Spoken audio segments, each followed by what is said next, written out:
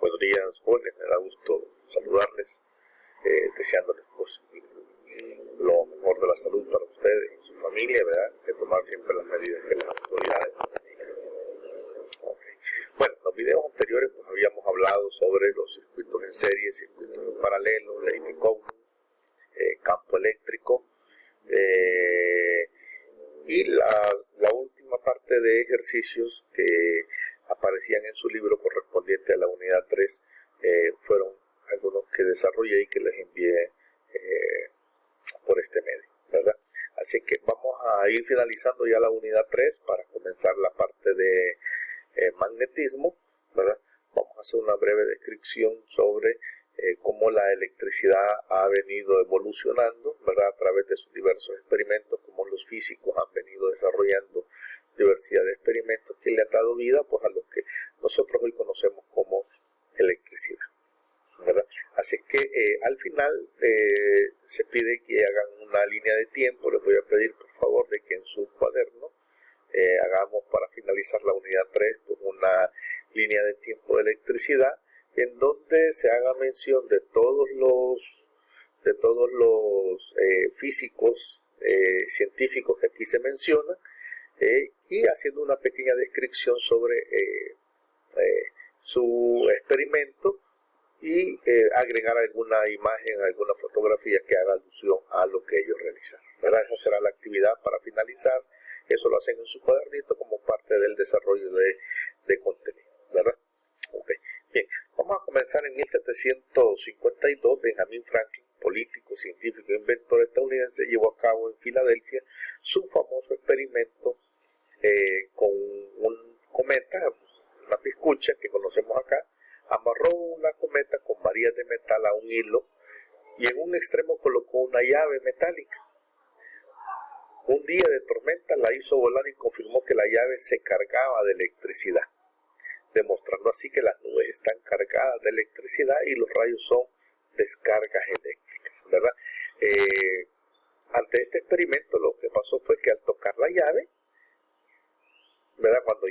Cuando él jalaba su piscucha y tocar la llave, experimentó una descarga eléctrica. De esa manera él determinó de que la llave que había colocado había sido cargada y la única manera que pudo haber pasado es que mediante los rayos emitidos por ese día que estaba lloviendo, entonces generaban una descarga eléctrica que era absorbida por la llave, siendo como propiedad que es metálica, ¿verdad?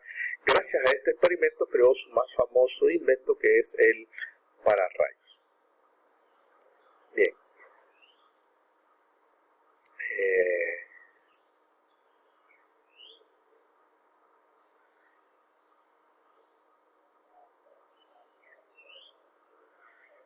Perdón, veamos acá.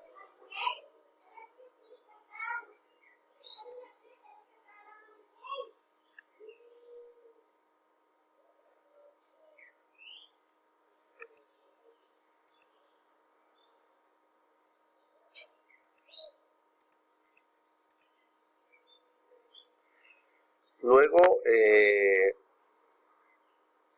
aparece en 1787 Luigi Galvani, médico y físico italiano. Se dio cuenta que al poner tejido de animal muerto en contacto con dos metales, los músculos se contraían. Es decir, como que pusiéramos un pedazo de piel de un animal en medio de dos metales, los músculos de este se contraían. El médico había descubierto este fenómeno mientras disecaba una pata de rana. Su bisturí tocó accidentalmente un gancho de bronce, metal, del que colgaba la pata, y se produjo una pequeña descarga eléctrica.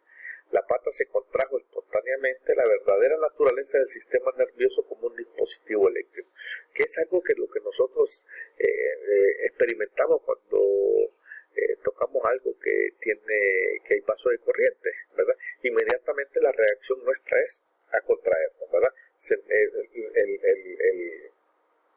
El sentir esa descarga eléctrica reacciona, ¿verdad?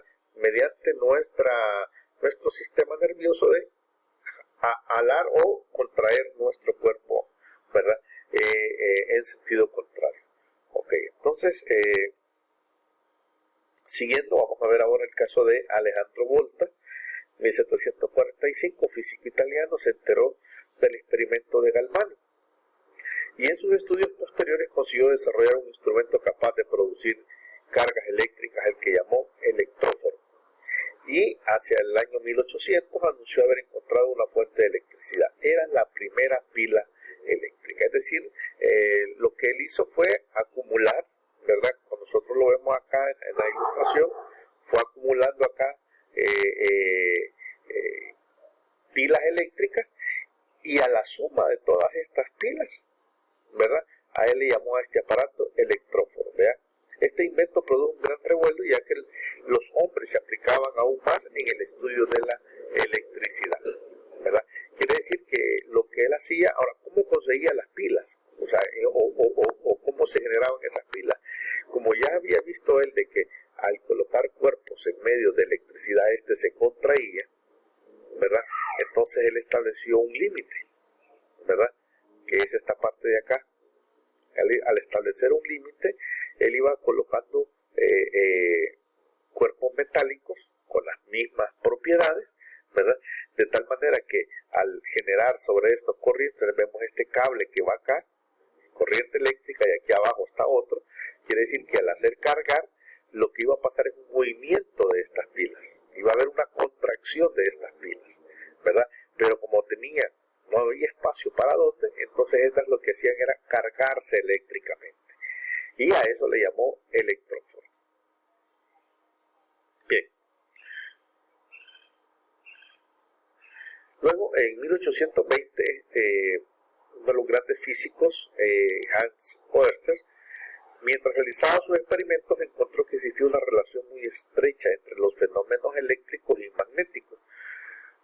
Surgió así el electromagnetismo y se inventó un artilugio fascinante para esa época, el electroimán. ¿Qué es el electroimán?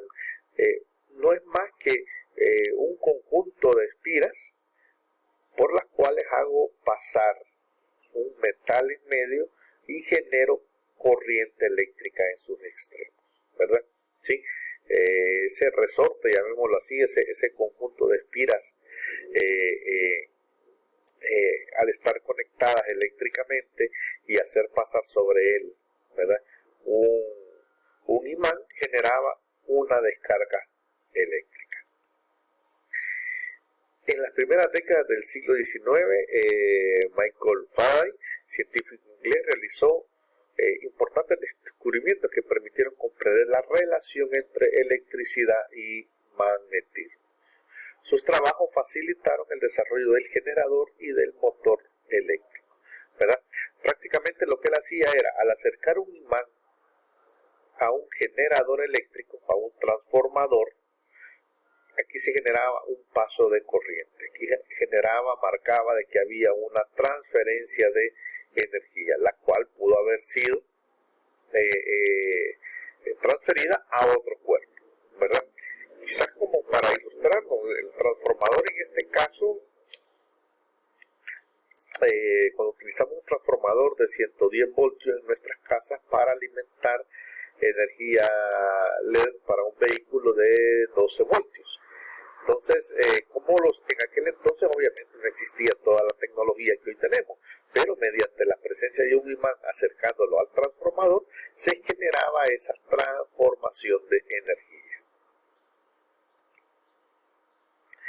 En 1870, Thomas Alva Edison fabricó bombillas y otros elementos para facilitar el uso de la luz eléctrica.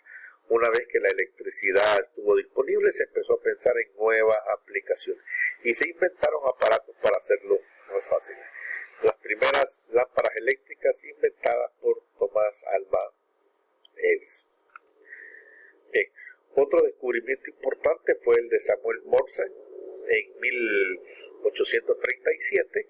Cuando estudiaba en la Universidad de Yale, aprendió que al interrumpir un circuito se veía un fulgor, y se le ocurrió que esas interrupciones podían llegar a usarse como un medio de comunicación. Y de ahí la tecnología Morse para las telecomunicaciones. Es decir, el fulgor no era más que una pequeña interrupción en el paso de corriente, ¿ya?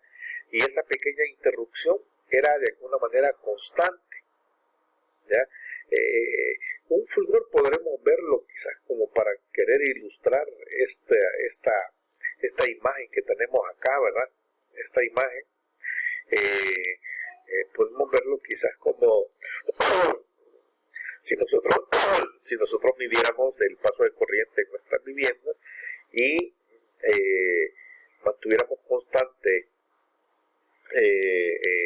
este paso y viéramos que cada minuto hay un descenso de un voltio, cada minuto. Entonces a esa interrupción de corriente continua de 110 voltios a 109 cada minuto, a esa interrupción le permitió a él poder encontrar este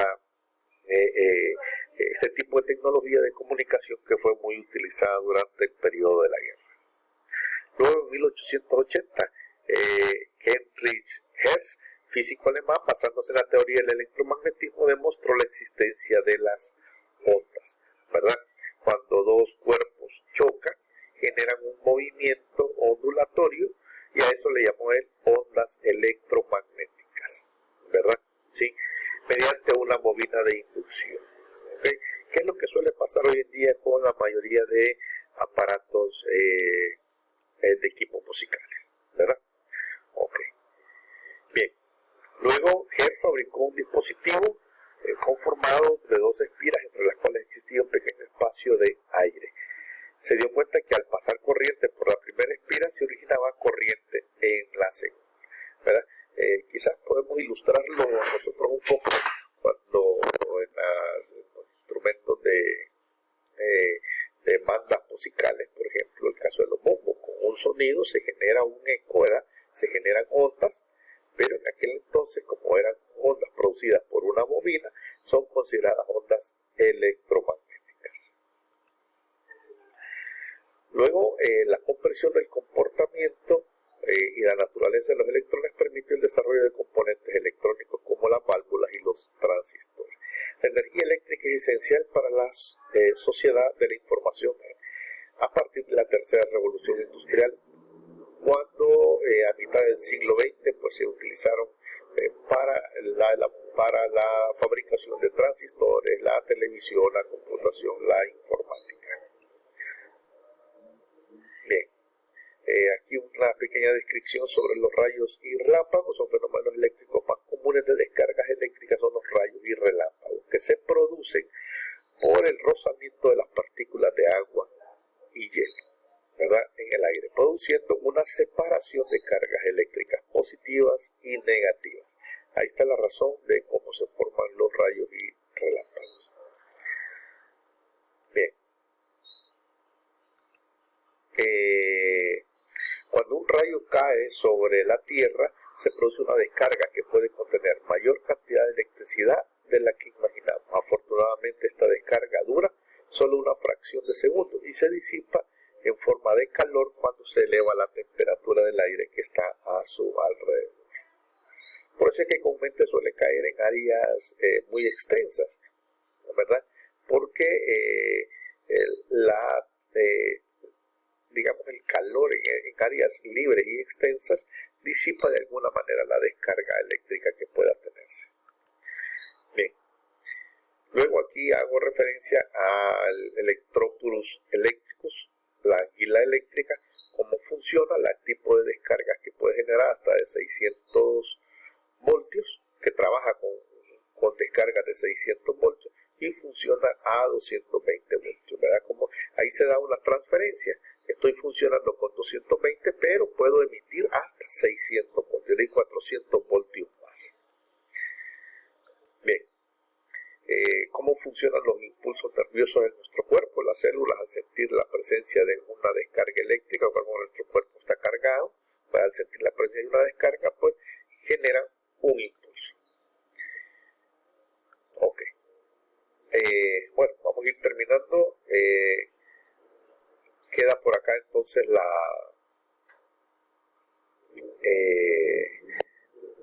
un pequeño foro que dice por qué cuando los cuerpos se cargan se transfieren electrones. Y como les decía, pues hacer la línea de tiempo con todos los personajes que hemos mencionado, haciendo referencia a sus inventos Feliz día, jóvenes, cuídense.